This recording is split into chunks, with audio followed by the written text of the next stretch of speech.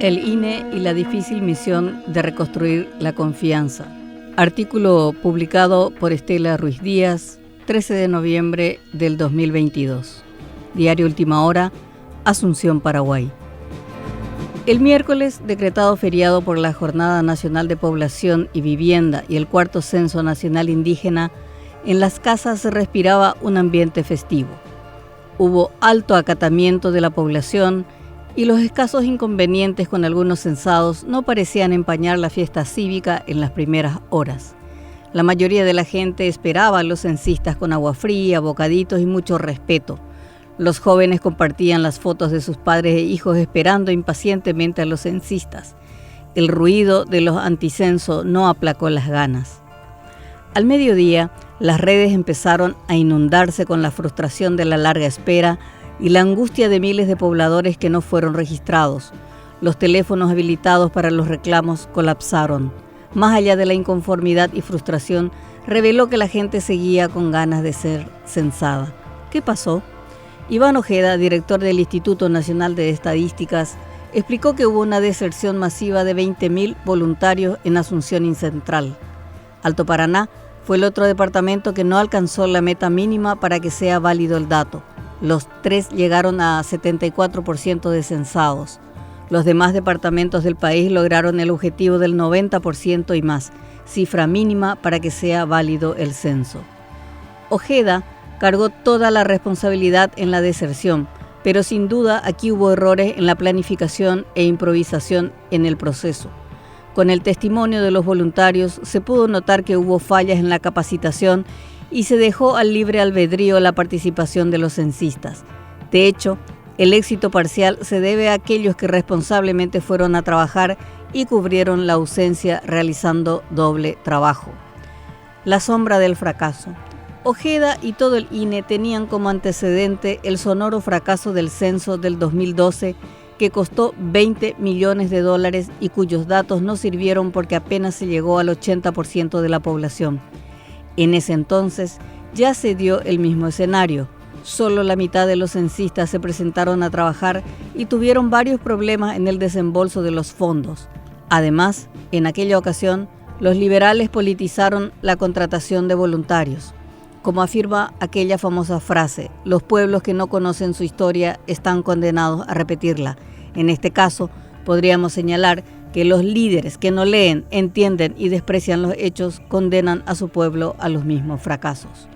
El INE hizo un esfuerzo titánico para convencer al Congreso y a la ciudadanía sobre la importancia del censo nacional.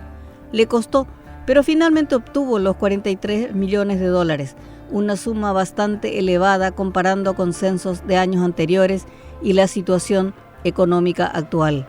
Esta recolección estadística es muy importante porque se da luego de la pandemia del COVID-19 y sus datos darán pistas más precisas sobre el impacto de la crisis sanitaria para delinear cómo demarcar los caminos para la recuperación social y económica.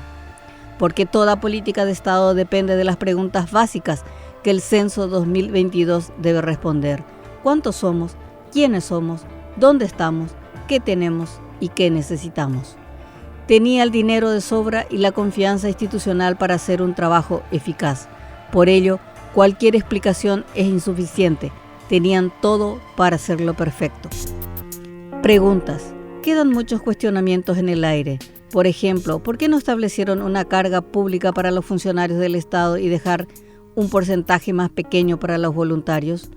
Muchos señalan que el viático fue insuficiente, guaraníes 100.000, que no se cobra aún y la tarea se realizó en medio de precariedades. Ahora se está en la etapa de recuperación de datos de los hogares no censados y por las informaciones preliminares hay nuevamente predisposición ciudadana. Los tiempos electorales elevan la desconfianza y las acusaciones de corrupción.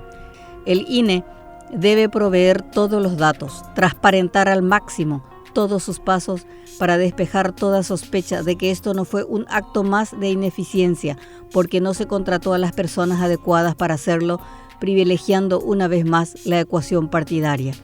Porque lamentablemente la consecuencia no es solo la sospecha lanzada al aire del supuesto manoteo de los fondos públicos, sino la pérdida de confianza de los datos acopiados. Es innegable que el INE recibió una profunda herida de confianza que que abre ventanas para la sospecha y la proliferación de las teorías conspirativas. La confianza es un bien muy preciado en la gestión pública y no es una característica que tengan los gobiernos. En un país donde sobresale la cultura de la sospecha, hay que cuidar las expectativas que se generan en la gente. Si no hay trabajo eficaz, se desploma la confianza y recuperarla es casi imposible. Esta administración no goza de la credibilidad. La ausencia del presidente de la República en un acontecimiento cívico que se realiza cada década fue la primera gran irresponsabilidad. El INE, por el bien del país, necesita convencer que sus datos son fiables para futuras políticas públicas. Debe recuperar la confianza fuertemente golpeada por su improvisación y falta de planificación.